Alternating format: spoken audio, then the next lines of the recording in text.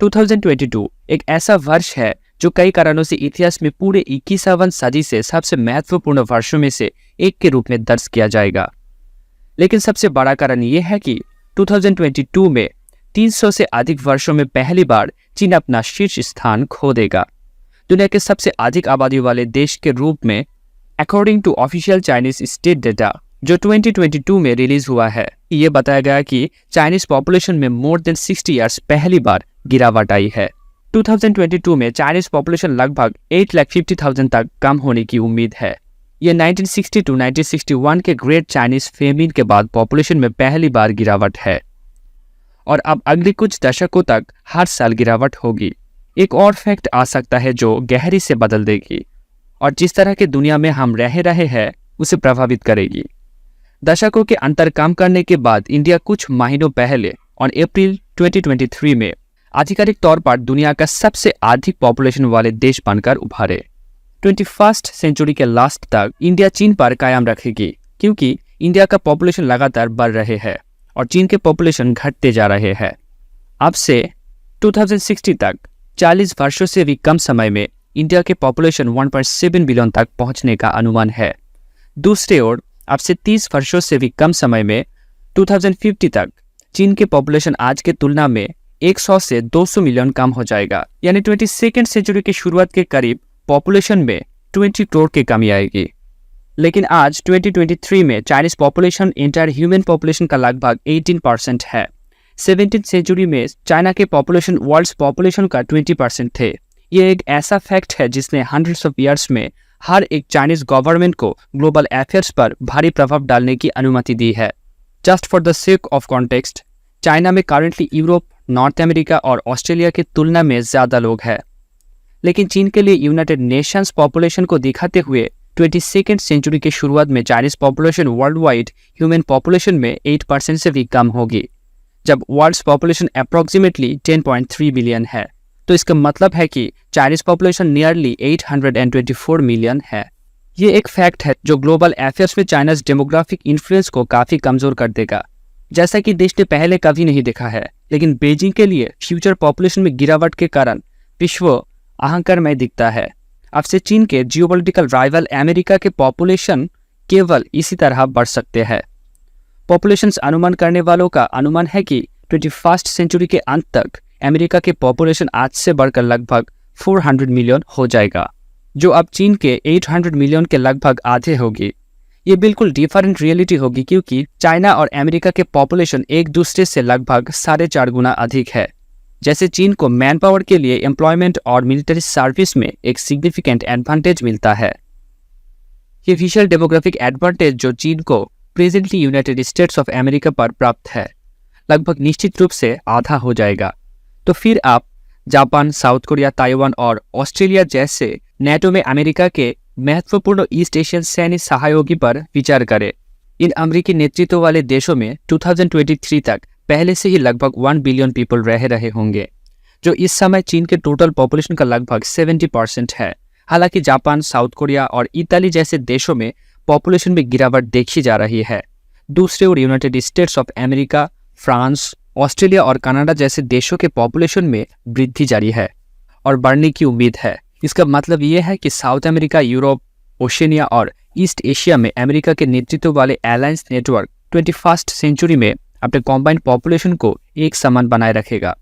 Near future में 2050 के तुरंत बाद अमेरिका के लीड में वेस्टर्न अलायंस नेटवर्क सामूहिक रूप से चीन के कंट्रोल में टोटल नंबर ऑफ सिटीजन्स और अवेलेबल मैन पावर तक पहुंचना शुरू कर देगा। वाशिंगटन को एहसास है कि अब से 21st सेंचुरी के बाकी हिस्सों के लिए चीन का पॉपुलेशन बेस सिकुड़ जाएगा, जिनका चीन और अमेरिका के फॉरेन पॉलिसी और जियोपॉलिटिकल इफेक्ट्स पर गहरा प्रभाव पड़ेगा, खासकर जब से people's republic ideal time scale पर सक्सेसफुल होने के लिए अपने शक्ति और आदर्श समय सीमा पर निर्भर करता है।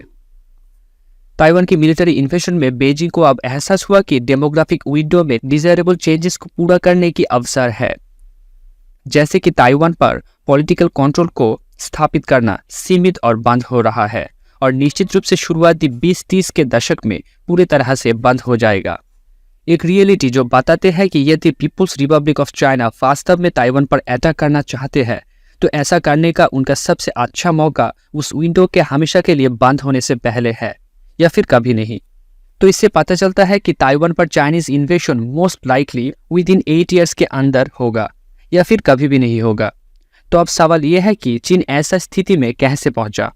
1965 के बाद से चीन के फर्टिलिटी रेट में तेजी से गिरावट आई है, जो 1999 में पर वुमेन 6.3 जंप से गिरकर 1.95 हो गए हैं। बाद में ये तेज गिरावट 1970 के दशक में पॉपुलेशन कंट्रोल मेजर्स के लिए थे। पॉपुलेशन कंट्रोल के इस नीति को फेमस वन चाइल्ड पॉलिसी के रूप में जाना जाता है, जिसका उद्देश्य कई बच्चों वाले फैमिली पर जुर्माना लगाकर केवल एक बच्चा पैदा करने के लिए इनकरेज करना था। यदि किसी कपल्स का एक से अधिक बच्चे थे तो उन पर 370 से 12,800 यूएस डॉलर का फाइन लगाया जाता था, जो कई चीनी लोगों के एवरेज एनुअल इनकम से भी ज्यादा है। One child policy urban couples को केवल एक बच्चे की अनुमति देने तक स्ट्रिक्टली अलाउ करते हैं। मिड 1980s के दशक में ये नीति को थोड़ा रिलैक्स किया गया था, ताकि देशों के एथनिक माइनॉरिटी ग्रुप्स और रूरल फैमिलीज पर एक बच्चे से अधिक पैदा करने की अनुमति मिल सके, लेकिन केवल इस कंडीशन पर कि उनके पहले चाइल्ड एक लड़की हो। बुढ़ापे में अपने पेरेंट्स के टेक केयर करने के लिए ये वन चाइल्ड पॉलिसी चीन में रिकॉर्ड एबॉर्शंस हासिल किया है और लड़कियों को गोद भी लिया गया, इसीलिए कपल्स के लिए फिर से प्रयास कर सकते हैं। यह प्रैक्टिस इतने वाइड स्प्रेड हो गए कि इसने चीन के लिए कई डेमोग्राफिक कॉन्सिक्वेंस पैदा किए। आज 21वीं सदी में इसे पलटना मुश्किल होगा। 2015 में पब्लिश्ड एक study population and development review में कहा गया कि आज चीन में लगभग 62 मिलियन मिसिंग वुमेन्स और गर्ल्स हैं, जिन्हें या तो कभी जन्म लेने का मौका नहीं मिला या उन्हें फॉरेनर्स द्वारा गोद लिया गया था। यदि वन चाइल्ड पॉलिसी कभी लागू नहीं की गई होती और एज फॉर रिजल्ट चीन के पॉपुलेशन में लॉपसिटेड जेंडर रेशियो होता, प्रोबेबली वुमेन्स के तुलना में लगभग 35 मिलियन ज़्यादा मेंस है और 20 to 40 एज के रेंज में लगभग 17.5 मिलियन मेंस वुमेन से ज़्यादा है, जिन्हें संभावित रूप से मैरिजेबल माना जाता है। यानी चीन में लगभग 17 लाख यंग यूथ को शादी करने और फैमिली शुरू करने के लिए कोई लड़की तब तक नहीं मिलेगा जब तक ये फॉरेन कंट्रीज में तलाश ना करे। लेकिन चाइनीज कम्युनिस्ट पार्टी लीडरशिप में ये मानना शुरू कर दिया कि देश 1970 और 80 के दशक में ओवर पॉपुलेशन के गिरावट नए डीपॉपुलेशन प्रॉब्लम से जूझ रहा है। 2013 में वन चाइल्ड पॉलिसी में थोड़े ढील दी गई, ताकि देश में कोई भी पेरेंट्स जिसका सिर्फ एक ही बच्चा है जेंडर प्रभाव के बिना दूसरे बच्चे को जन्म दे सके। फिर 2016 में वन चाइल्ड पॉलिसी को ऑफिशियली एंड कर दिया गया और देश के सभी कपल्स को फिर से 2 बच्चे पैदा करने की अनुमति दी गई। और फिर 17वीं सेंचुरी में उनकी नीति के साथ प्रॉब्लम की सेवरिटी को पहचानते हुए कुछ साल बाद 2021 में और जो 18वीं सेंचुरी में बनाया गया था, गवर्नमेंट ने चीन के लिए नए और प्रेजेंटली 3 चाइल्ड पॉलिसी पेश करने और यहाँ तक कि सभी चाइनीज फैमिलीज को टैक्स इंसेंटिव्स के साथ बच्चा पैदा करने की अनुमति देना और इनकरेज करने में बहुत देर कर दी है। 50 साल पहले चीन ने एक डेवलपिंग कंट्री के नेचुरल पॉपुलेशन ग्रोथ को डिसऑर्डर करके ये गलती की थी।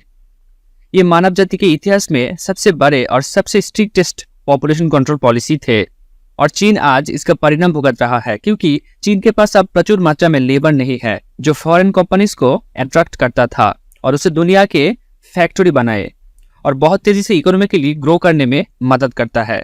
हालांकि कई देश पॉपुलेशन और लो फर्टिलिटी रेट्स का अनुभव कर रहा है, चीन एक डेवलप्ड कंट्री नहीं होने के बावजूद इन डेमोग्राफिक ट्रांजिशन को बहुत तेजी से अनुभव कर रहा है।